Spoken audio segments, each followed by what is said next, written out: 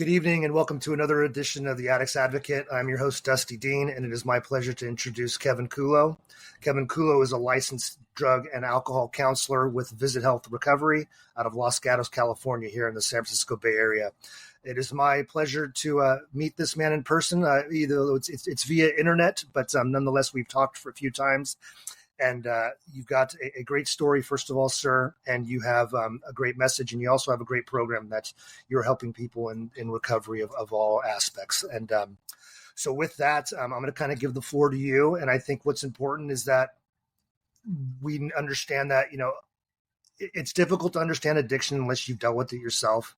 And I know that you come from a background of that sort. So I want to kind of let you take the floor and discuss, what drove you to become a therapist. Great. Thanks, Dusty. I appreciate it. So I spent 25 years in wealth management. I had a really successful career, raised my family. I think it was pretty much a typical Bay Area lifestyle, right? It was successful. It was hard driven. It was fast paced. It was, trying to keep up with the Joneses type of lifestyle. I think a lot of people live that, right? And I went through a divorce, and unfortunately, and really started to probably just, I was probably drinking too much all along, right? There was these patterns, right? But I never recognized it. I think a lot of my peers didn't recognize it in that field. It was just an accepted part of the industry, the martini lunches all over. You can watch it in a movie and you can see that. And it's, Wolf of Wall Street and all that crazy stuff. And I think we lived that, and it was just expected. So, it was there, but it was just under the radar. And then once I got divorced, I started drinking a little bit more. I found it as a coping mechanism. It was for stress. And I realized it was starting to become a problem, right? It was starting to impact my performance. I was an athlete. I was starting to, not be able to play baseball on Sundays and things like that. And I said, okay, I need to do something about this. I attended a couple AA meetings and did that, and then kind of just decided to quit. And right as I did that, I got a MRSA infection in my spine. And so 6 months in the hospital, right? And kind of the story that we're familiar with. The doctors loaded me with pain medication, right? It was morphine in the hospital. It was morphine, it was Oxycontin, it was Norco, all these different medications. And I realized after about 6 months and having surgery on the spine and everything that I really, really liked these, and the doctors would keep on giving them to me if I begged, right? So it's that story, and so I decided I needed to stop these as well. And it wasn't effective because I think the pain medication really kind of changed the way I lived my life. And that was, I went into blackout. It wasn't just normal drinking now, it was blackout drinking. I think one of the defining moments is I sat at a bar one day and I looked down at the end of the bar and I go, man, this guy's here every day. Every day this guy's here. And then I was like, uh-oh, I'm here every day. So that's a bad thing. So smart guy drinks at home instead, right? And then it progresses. So I went into treatment. The treatment didn't really resonate with me. It was sitting. I felt like everybody was telling me what's wrong with me, right? And that I lived a bad life, and there was the shame and the guilt and things like that. And so I looked for another way. And so I started researching top performers. I looked at Navy SEALs. I looked at athletes, top business people, and I kind of looked at what were they doing to manage the stress in their lives? How are they coping with these high intensity lifestyle that they were living? And I found common themes: fitness, nutrition, breath work, cold showers, one of my favorite things, right? Cold plunges, things like that. There were all these tools that were out there, and I started to apply them into my life. And then I started looking into positive psychology and fell in love with the concept. It's okay. It's not what's wrong with you. It's what's right with you, right? It's use those strengths to handle your problems, right? And that my weaknesses were actually underdeveloped strengths.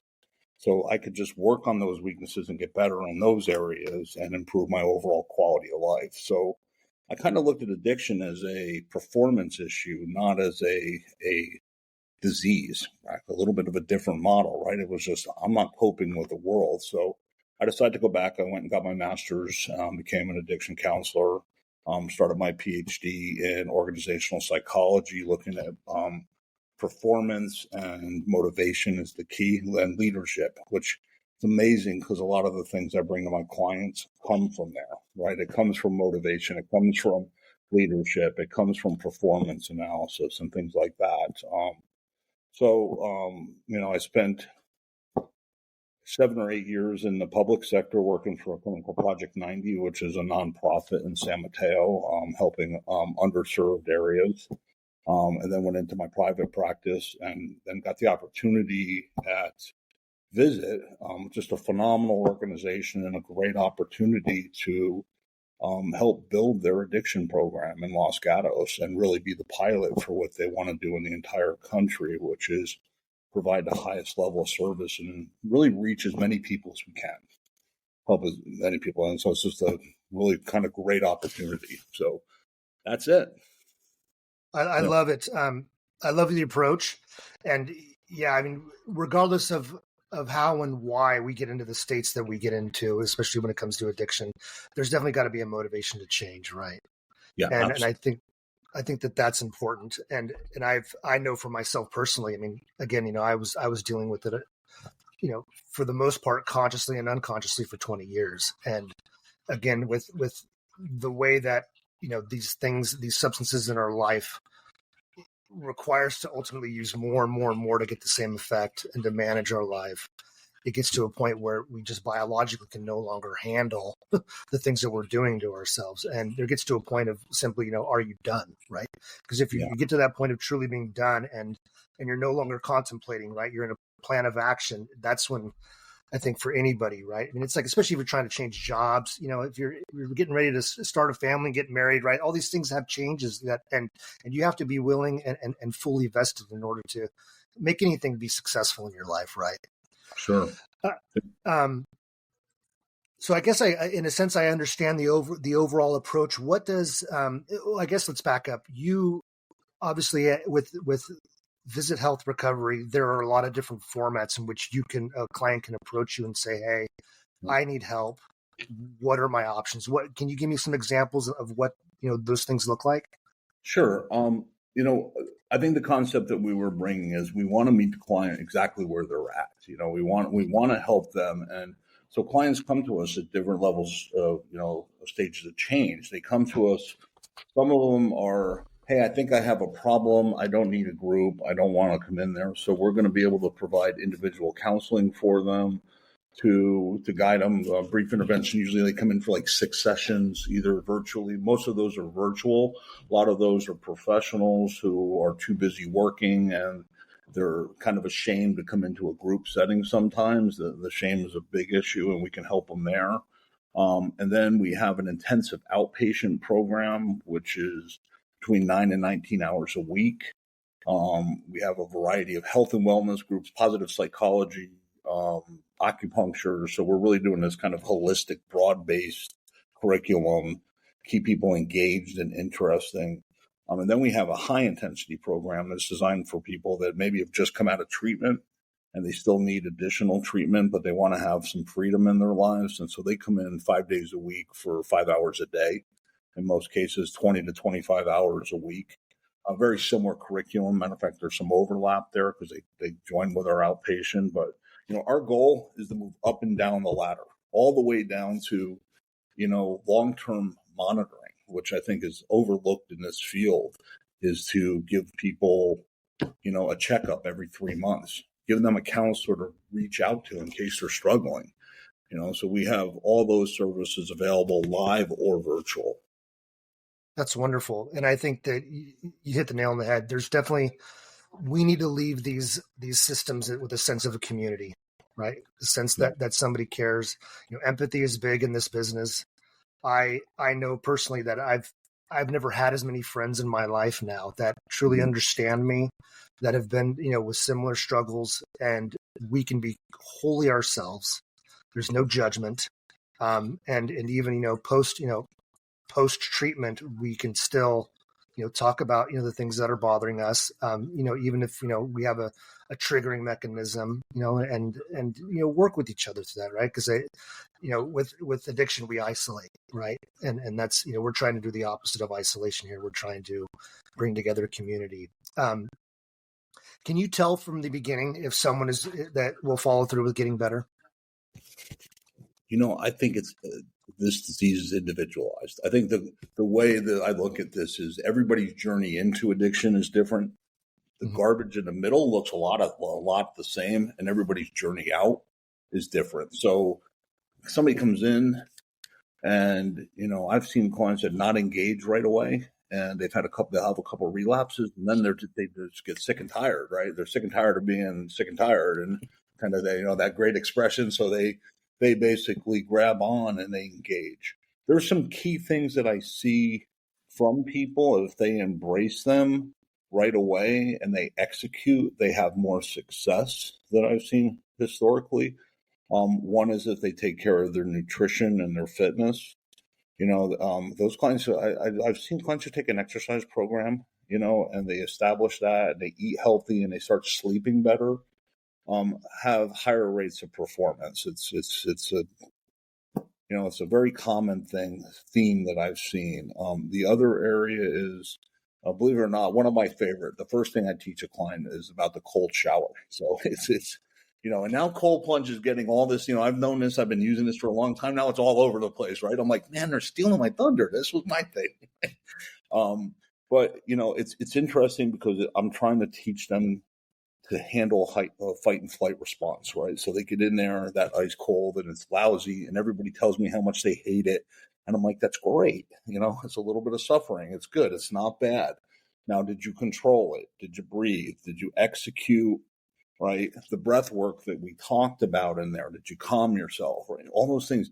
If they start to get there and they start to practice these things, then I think they're going to apply the breath work, the meditation, the mindfulness activities.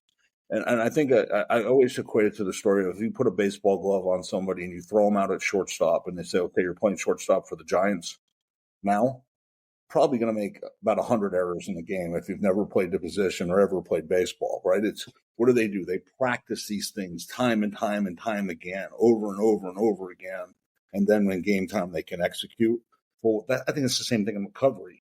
If you're not practicing these things, those tools disappear. And when the stress comes, guess what? You go to the number one thing you know. The brain's wired that way. You've wired your way. The neural network is set that way. And the body starts craving. The dopamine gets that little spike. I got a craving. Let me go get it. Understand. You brought up a couple of good points there. In addiction, right? We want to avoid, right? That's why we do what we do. We don't want to deal with our problems. We don't want to deal with the pain. We don't want to deal with trauma, grief, loss, etc. Yeah. And in recovery, we have to learn to be uncomfortable, right? Sitting in the shit sometimes, processing our feelings. And I know that the military uses the phrase "embrace the suck," right? Yeah, it's going to suck, but embrace it, right? And I've done cryotherapy myself, full chambers, and in just a couple of minutes, you have to sit there and you have to figure it out, right? And you either get out of it and say, forget this, or you don't. And I find that cold showers, these things have great mental health benefits, right? Huge. Great mental health benefits. Yeah, I just saw that if you sit in a cold bath for 5 minutes, right, it'll have a 2.5 time increase in dopamine, right? So it's equivalent to drinking, but it lasts for 2 to 3 hours, which is really, really dramatic. So here's this nice raise of motivation and energy from something that takes 5 minutes. That's a little bit of uncomfort, and that's been used a lot with cocaine, by the way. That's a really interesting thing with people with cocaine addiction, is those types of cold baths can use to help people. So I find it really, really a great tool. Yeah. I know that, my understanding of addiction, and just with the dysregulation of these feel-good transmitters, right? Dopamine, serotonin, is that, our addiction, especially if you have those genes that lead you towards addiction, you get a dysregulation, right? And that baseline of where you used to be prior to the addiction is so much lower that you're constantly trying to get back to a normal feeling, and that's why we use. And so there's a couple ways to approach it, right? We will white knuckle it and substitute it with, feeling good by overtraining at the gym or being, workaholic ourselves. And we still are out of balance, right? And sometimes it's just it's abstinence, maybe some medication to help us, buy the time to get to a point of neutral again, right? And being okay with not needing to feel a high all the time, right? And being okay with okay days, and that's exactly acceptance. Right. I lived a life that felt like that if I wasn't high, I was in despair, and there was no middle ground, and I go through a lot of days now where it's just like the day was just, it was, and I say good as a general term, but it was okay. Like nothing fantastic happened, but I was completely okay with that. It's not like I was preoccupied with, okay, well, I got to feel better. And so I can't wait till I get home so I can use and do, or, heaven forbid, I try to find it in some way during work. And then, then you have the financial repercussions of getting caught with something like that. And it just, it's sad when, we have, a society that is, I think for the most part, for too long, we've stigmatized addiction, right? We associate it with basically the homeless person who's alone, that's got a heroin needle in their arm. And I've come to understand in my recoveries that I've met so many brilliant people, just like yourself, that are successful, have been successful, who are operating $100 million companies, high-tech CEOs, lawyers, doctors,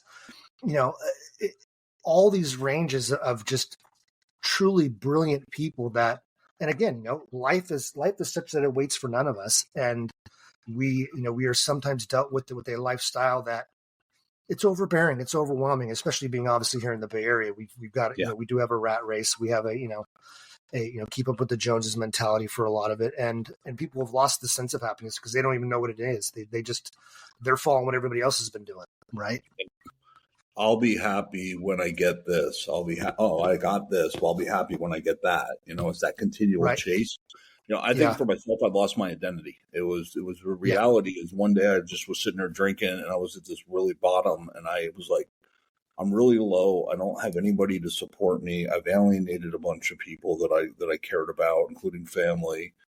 I'm alone and I don't know who the hell I am.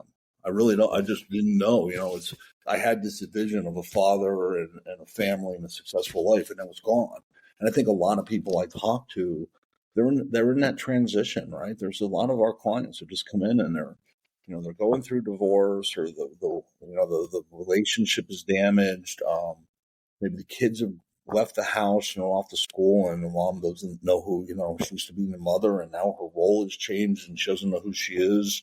These are really, really common problems that I see on a day-to-day basis. I think it's really deeper than addiction sometimes. It's about discovering who we are, again.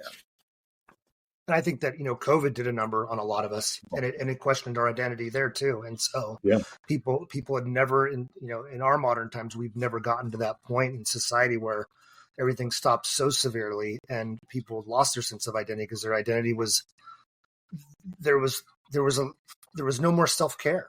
It was gone. Yeah. All their pleasure in life was all deemed from external things. And if those things weren't in their lives, they were destined to fail. I think that is the one thing, right? I mean, it's a balance between, it's okay to be selfish in this, right? Recovery is a very selfish, personal thing, but we have to learn again to take care of ourselves, right? It's the airplane air mask situation, right? You don't go put your kids on first, even though it sounds completely illogical to go and put your kids' air mask on before you do yourself. You got to take care of yourself first. Put yours on first, and then you help the person next to you. And when we're in our own better state, right, we are that much more available to help others. Well said. It's just, you said it perfect. Couldn't say it better. Thanks. If you had somebody that basically came to you, one of the things that was fascinating for me when I went into recovery was like I was there for 10 days and I basically was told, well, wait, 30 days isn't it? I was figuring like, hey, I was going to do this 30 days. I was going to be miraculously healed. I was going to get on with my life, and that was it. And one of the counselors said, hey, if we told everybody the amount of time that it would take to truly, maintain a sober lifestyle, people would never get their foot in the door to begin with, because people can justify 30 days of intensive treatment, right? But they're going to sit there and go, well, wait a second, 60, 90, I can't dedicate my life. And again, especially here in the Bay Area, I can't dedicate that time in my life to go and take care of myself. I need something. I need the, get rich in 5 days type of ordeal. I need, I get sober in 5 days and get on with life.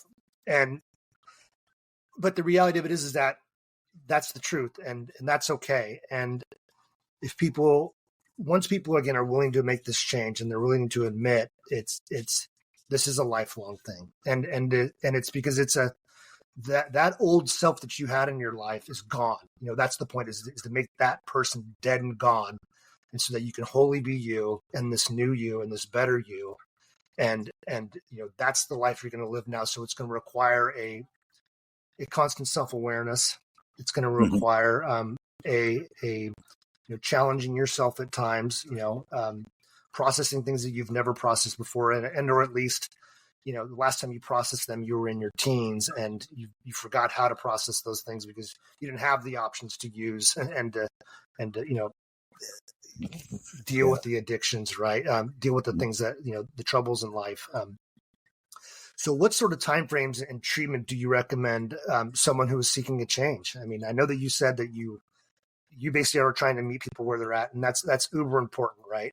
But how do you lessen that blow of this life-changing event that people ultimately need to do?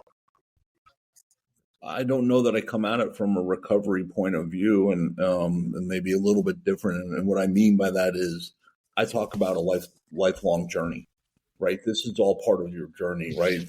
Where the struggle and the shame that you have around that, we put that away because that's really the reality is it was part of your journey to make you the best version of yourself.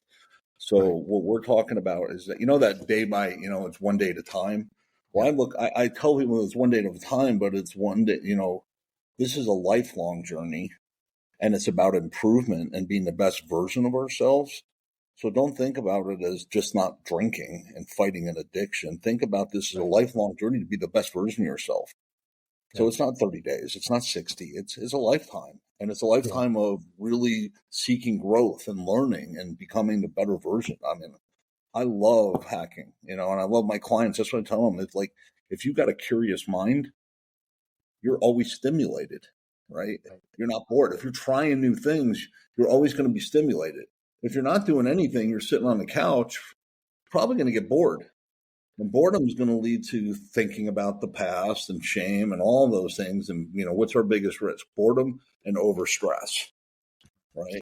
So let's look at growth. Let's not look at it as a 30-day intense. We got treatment, and we're going to do some hard work, and but it's also got to be fun. And that's the way we try to do our treatment program, is to add some really fun things to it. Yeah. I like it. Yeah, we're doing a comedy workshop, for example, on addiction. So everybody's going to come in, and I have a couple comedians coming in, and they're going to. Oh, I love it. We're just going to do a Saturday afternoon, and anybody can come in who wants and work on make fun of their own addiction.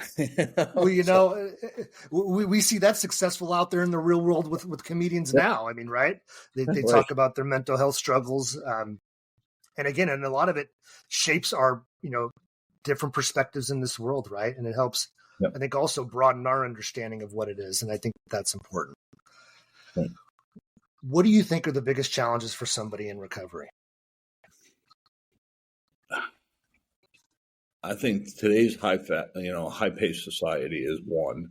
I mean, I just think there's so much, we're stimulated so much from so many different areas, whether it's, social media and just, I think the phone is a huge challenge for a lot of people now. They're living on it. They're getting stimulated. They're getting frustrated on things, world news, politics, all these things.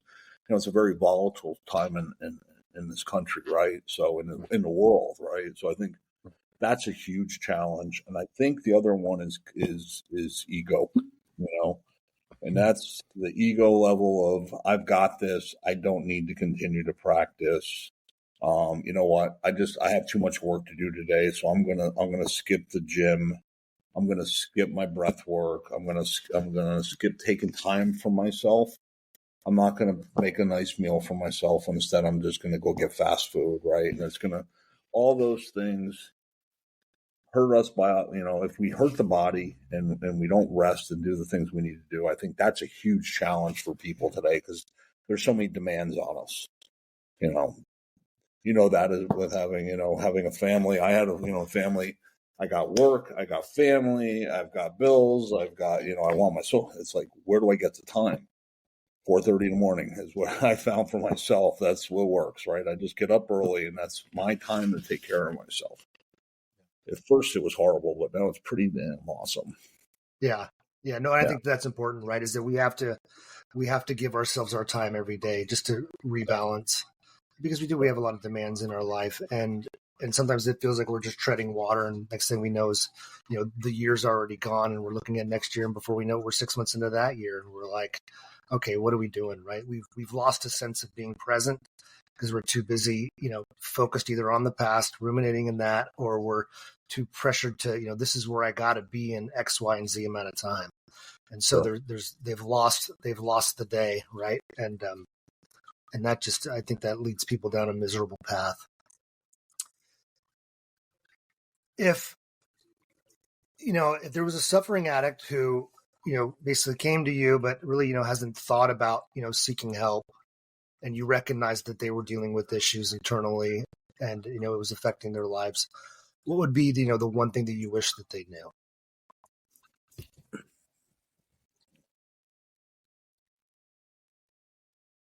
Well, I would wish that they wouldn't have to hit bottom. And unfortunately, I think a lot of people have to hit that bottom, right? So, if I could give advice to anybody, it would be, to just have them look at themselves and ask them how happy they really are, especially after they use, right? Is that, what are they really feeling? And if they're feeling any kind of guilt and shame, try another approach, try something different. Because, that bottom, that's a miserable place. That's a lonely, lonely, sad place to be. And so you can see people suffering, but, you can't lead the horse to water, right? You've got to let them make their decisions. So I think it's just trying to show them a different light. Yeah. It's a hard question. That was a hard question.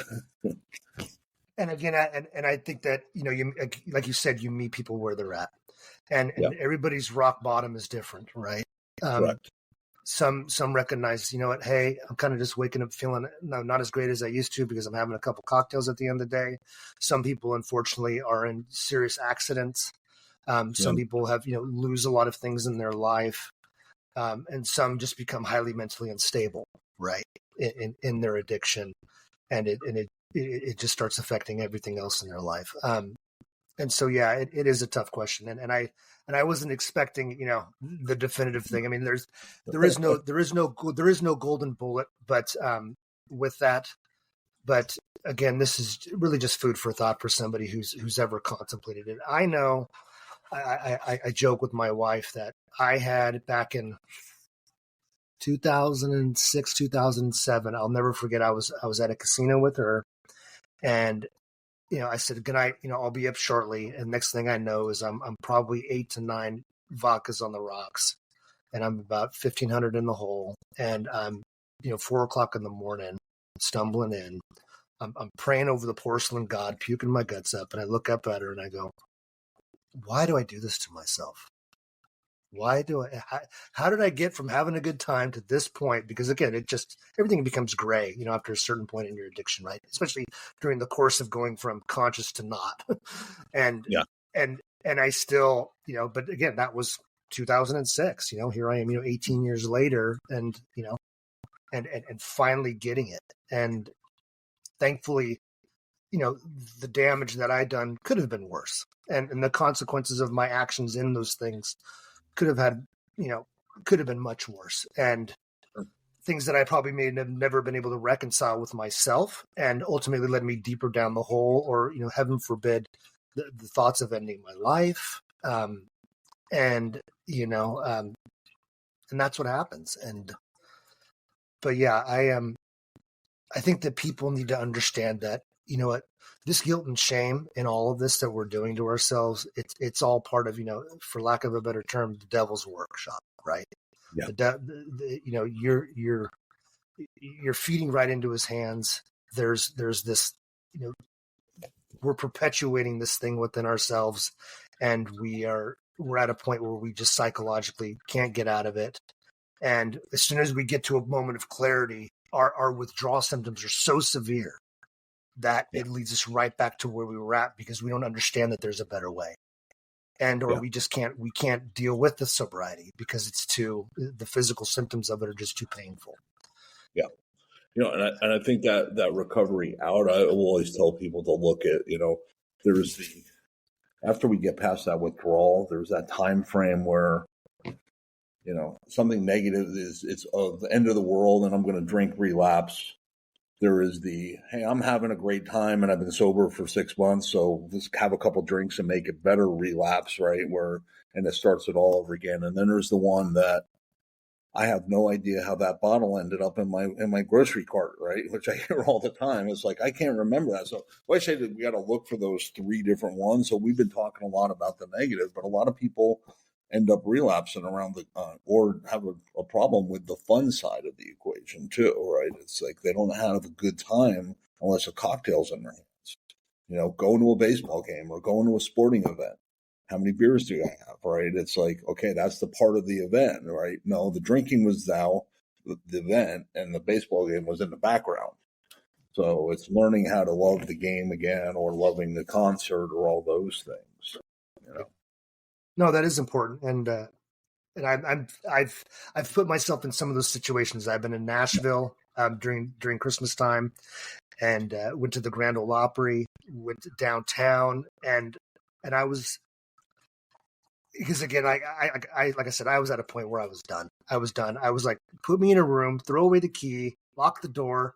I'll see you when I'm better, because there was nothing else that I was doing that was working. So I conceded to external help. And I remember just being in a state of bliss, because I was so clear. I was finally, I felt like, obviously, because again, addiction, this feeling better about ourselves is going to take 6 months to 2 years, right? That's this kind of standard protocol. Yep. And I feel that even with myself, that, it is getting better and better and better. But I got to the point where it's like, I'm a good 4 months into this, and I'm okay. I'm okay. Yeah. And I'm having a good time, and I'm able to watch, and I'm able to, sing with the wife while we're listening to some country artists, at the bar, and just have a good time, chat and socialize with friends, but not need to be, just pounding them, Exactly. And that's a beautiful feeling, right? Because I wake up the next day ready to be just as ambitious with, where we're at, what we're going to do, and not nursing a hangover or needing to get the hair of the dog that bit me to get on with my day again. Yeah. And so, that's, it's been a blessing. And that's the thing, that it's one of the greatest acts of self-love anybody can do for themselves. Correct. It's something that for an addict, if they just understood that it does get better. It gets tremendously better. It gets wonderful. And you will happily watch that old you disappear and be gone. And so, I appreciate this so much, Kevin. It's just a wealth of information. I'm excited about what you guys are doing over there. I'm excited about the mobility that somebody has for options in order to get help, and how you're meeting them, where they're at.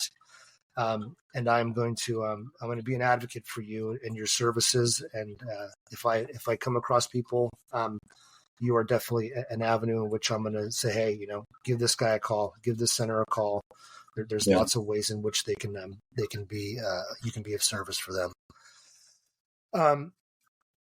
If someone was listening to this right now and they go, well, you know what, I don't really jive with any of that, what would be some signs that somebody could pick up on for themselves that sit there and go, you know what, maybe I've got a substance abuse problem or an alcohol problem? What, if I'm going to be introspective and look at myself, what would you be some of the key barometers? The things they used to enjoy. Number one, of the things that they used to enjoy no longer exist, right? They're everything they're doing, every activity they do centers around drinking or having a cocktail or multiple drinks or using or whatever their substance is. Because we know it robs us of joy, right? Of all those other events. All their friends are in their drinking or using circle. In other words, there's no growth. There's no environment of excellence around them.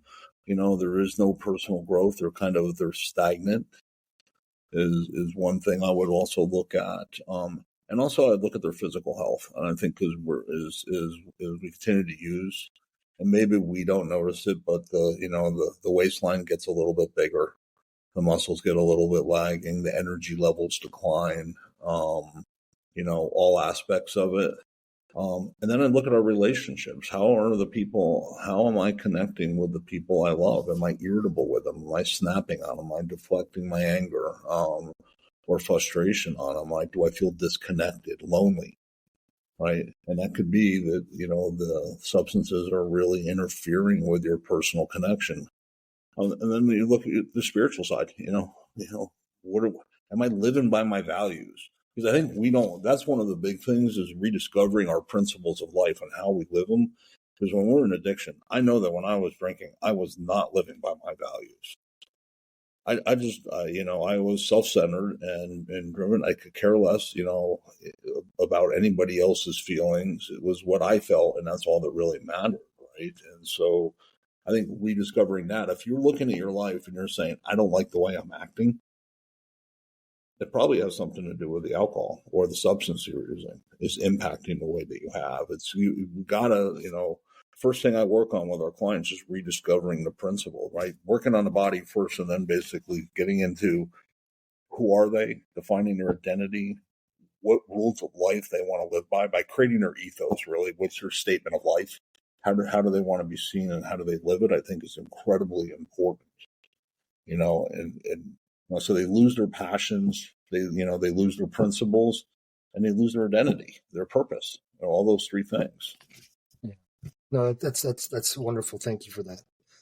For somebody that's in recovery, what do you find are the best tips? What if they get a little lost, let's say for some reason or another, right? They're out of touch with their community. Maybe they're in a couple of weeks, they're on a vacation somewhere, they come back, or their work trips and they got out of touch with, some of these things. Life gets in the way, or maybe they've even experienced grief, loss, trauma. What would be some of the tips that you would suggest to somebody who's in recovery? Well, first is always check in with yourself. Mindfulness is an important part of this process. If you're not constantly checking in with what you're doing and how you're feeling, you are probably going to slip away from the things that made you successful in your recovery in the early stages. And that's a common thing, right? It's like they get wrapped up in life. And so they're in recovery, they're doing fine. I can take some time off, right? So that's a big one, is always check in. How am I talking to the one my relationships, right? I know for me, if my frustration, if I drop a pen and everything hurts on my body and I'm swearing under my breath, I'm probably needing to take care of myself a little bit, right? I'm probably, if my sleep is off, if I'm dozy, energy's low, those are all signs for me, right? There's like little things. And if I get a little snippy or passive aggressive, which is kind of my forte, A, I apologize right away, and B, because, I don't want my girlfriend mad at me, right? So, but B, and then B is I have to reflect what's going on. This is telling me that I'm moving closer and closer to a problem, and it may not be a relapse. It just may be a temper tantrum or a frustration or whatever it is, and I don't want that to happen. So mindfulness is one, I think. And my other one is always be curious. And I said that before, but I think being curious and learning and having a growth mindset just moves forward in what you're doing, right? So you don't get stagnant. So those are the two. I love it. I love it. You brought up something that's important, is because I know that I'd had a weed addiction for 20 years, and I went through periods where I'd stopped drinking. 6 years, 8 years at a time, in a couple of different occasions. And the last one was, was an 18-month, slow escalation down the rabbit hole that got progressively worse. That ultimately led me to getting a recovery. But the problem is, right, it's if I've abstained for so long, we have a wonderful way of tricking ourselves into thinking, hey, you know what? I've got this. I've controlled it. I can go now back to a life and control that social aspect of only maybe having one cocktail at dinner. And we know that just doesn't work, because I know that I've attempted it, a couple different times, and it just, one becomes two, becomes four, becomes, blackout drunk again. Yep. And so, I guess the one thing that because again, the problem with addiction, right, is that we reminisce, we forget all the bad times after we've been in recovery for so long. We forget all the bad times and just remember all the good times that we had while we were there. Of course. And that's what happens, because I don't think that there was anything triggering during those times when I started up again. I think it was anything. It was almost a false sense of confidence that I'm better. I've now got this. I've shown that I've had the willpower. Of course, it was a lie in of itself because I was using weed, in place of it. But but I think that that's important. Is constantly checking in with yourself, like you said, reflecting on what's going on, being curious. And because, again, we're still evolving, right? Our lives are a constant evolution, a constant change. And what may have worked for us a couple of years ago may not work the same way as it used to. Yeah. You said this a second ago, and I want to go back to it because I thought it was really important, is that, I remember the good times, right? And I don't remember the bad times. But one of the things I'll tell everybody, and I'll tell myself, I had fun when I was drinking. There's no doubt that I had some phenomenal experiences with friends. Right. And I don't want to lose those experiences. But I also, I don't want my clients, I don't want myself, I don't want anybody to feel like their life is being robbed because they've chosen not to drink anymore. I think the mentality is those times were great and it was wonderful and I enjoyed them, but alcohol doesn't work for me anymore. The times aren't great anymore. They're not fun anymore, right? And if I started again, they're probably not going to be fun again. I'm not missing anything, right? I had those experiences, and now it's time for new experiences. It goes back to being curious, right? I want to find new things. I want to be out there experimenting with new things that aren't altering my mind. Yeah, no, important, good stuff. Yeah.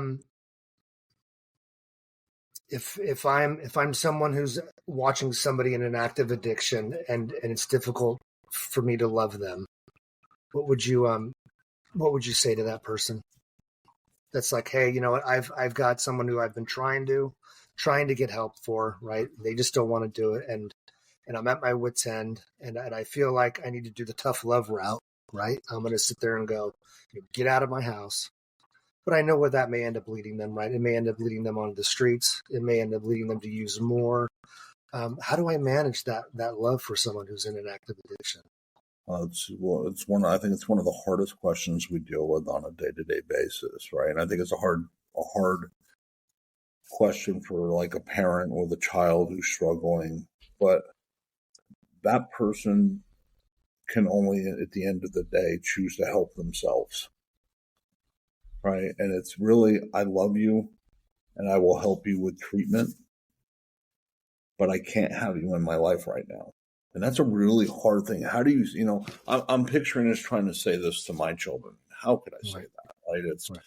It's such an emotional thing, but that individual has to be willing to change themselves. Right. And we can't you can force somebody into addiction, and probably the rate of success is 10%. Into treatment. I said addiction. You put them into maybe 10% because they don't want to be there. They're not engaging. They're not trying anything. They're not thinking. Maybe we grab some people. Maybe we plant a seed. I think you put them in brief interventions and have them, talk to somebody. But if they're going to refuse their interactive addiction, which there's no other choice. You have to let that person go. At least that's what I believe. You have to let them, this is hurting our relationship. I'm going to put an ultimatum down. You have to make this decision. Yeah. Right. Yeah, no, I hear you. And I agree with you. I've fortunately I never got to the point where it was a day in, day out constant argument.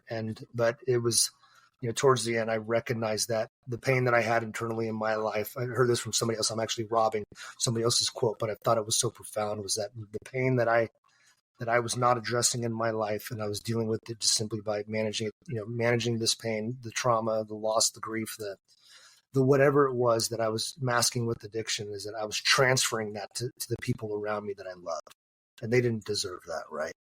And I know that, my family, it started getting very, very pointed, with them, that like, hey, you can't keep doing this. This doesn't work. This doesn't work. I need you to be a son, a father, a dad, a husband. And it was, it coincided with the fact that the meaning of anything in my life started basically just whittling away. It was just, I was apathetic at a point, right? And the only way I felt anything, and the only thing I wanted to feel was good, was through addiction. And that's the only way that I could function. But yeah, no, it's, and it's not that we don't love them, right? It's not that we don't love them.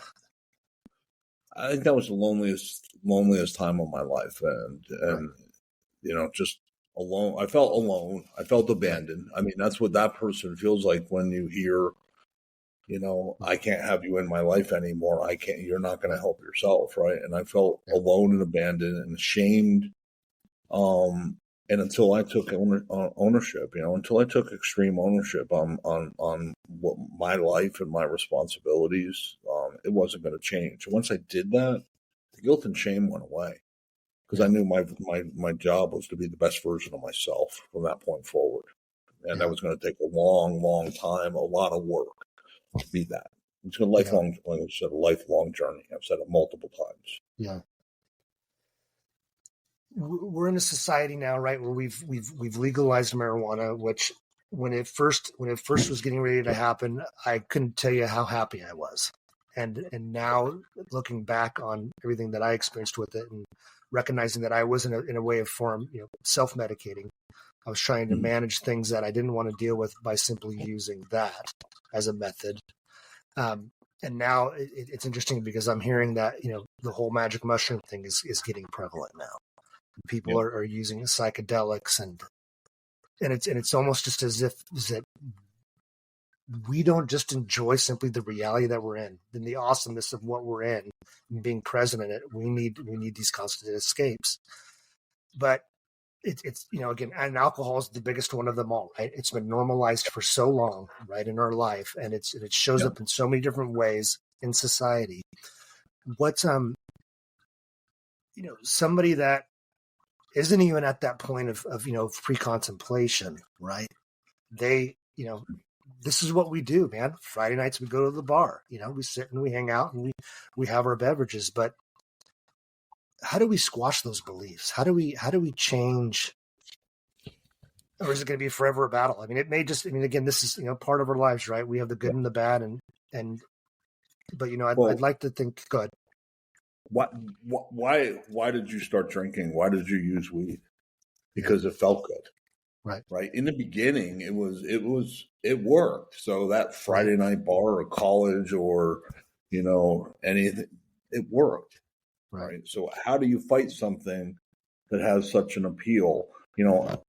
Alcohol, everything. That's the cool thing. You do a CrossFit commercial and you're going out, working out, running and doing all this, and drink a Heineken because it's only got 99 calories, right? Or whatever it is, right? It's like, it's normalized in our society and glorified. So is it going to change?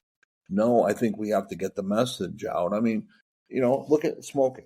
Smoking would be a great example of something that was normalized and promoted in everyday lifestyle and has changed.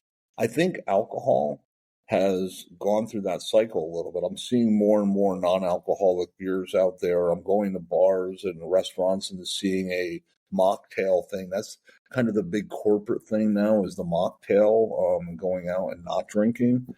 I love Athletic Brewing Company. It's non-alcoholic and it's absolutely it's, if I really want that flavor, I don't do it very often, but I don't feel like I'm tempting fate there.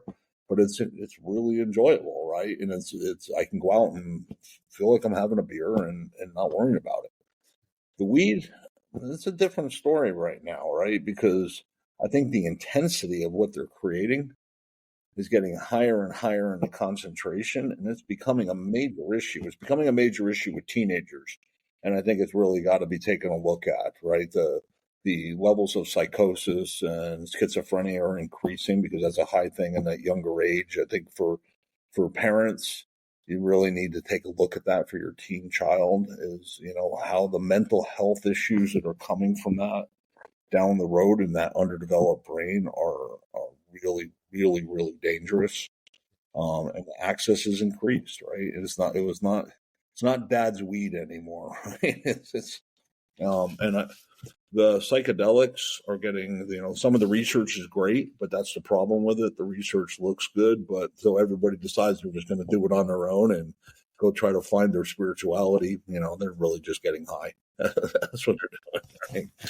So, but yeah, I think because I think we're all, in a sense, we're in this trivial pursuit, right? It's like, why are we, they get existential, right? And so they're trying to find peace with that. And changing your mindset, changing where you're at, your consciousness, right, has been something that we have been doing for 3,000 years. Like, it's something animals do, right? It's actually, I was watching this the other day, and I was seeing that, monkeys eat these different types of fruit and get intoxicated and fall off trees. And, the animals actually pursue getting drunk. There were elephants that broke into some place to drink, the home brew that they were making there, that the elephants will charge and break in all the time because they get drunk as a skunk on this stuff, right? So it's like, the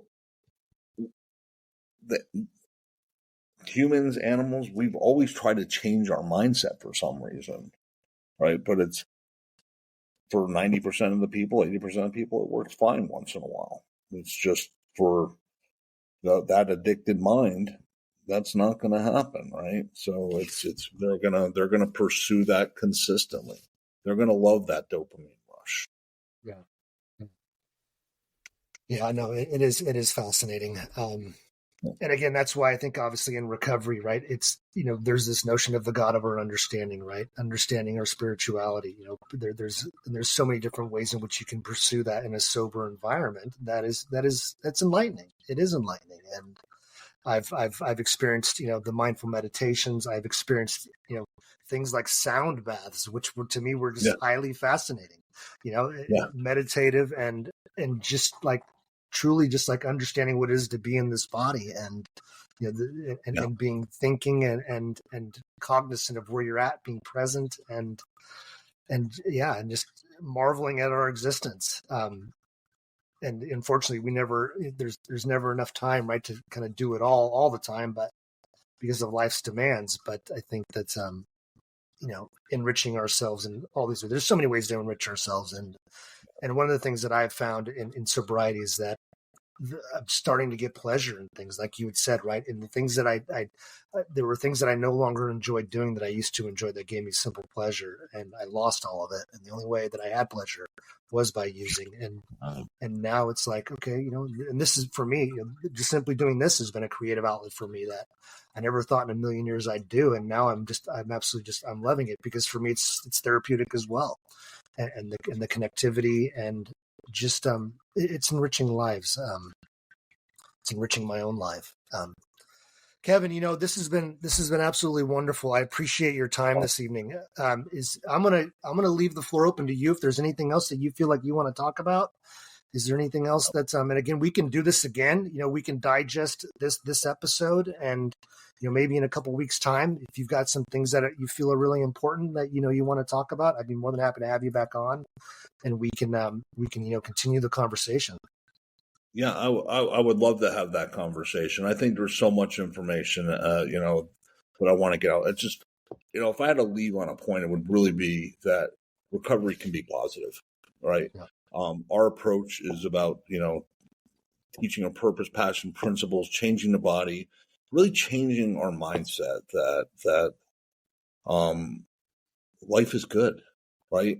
And when it's bad, embrace the suck, as you said before, right? Yeah, as you were saying, grab it, right? It's like, okay, that there is an opportunity if we are living to grow and we are living to experience life at the high level. There's no reason that we ever want to put a substance in our body and numb that experience.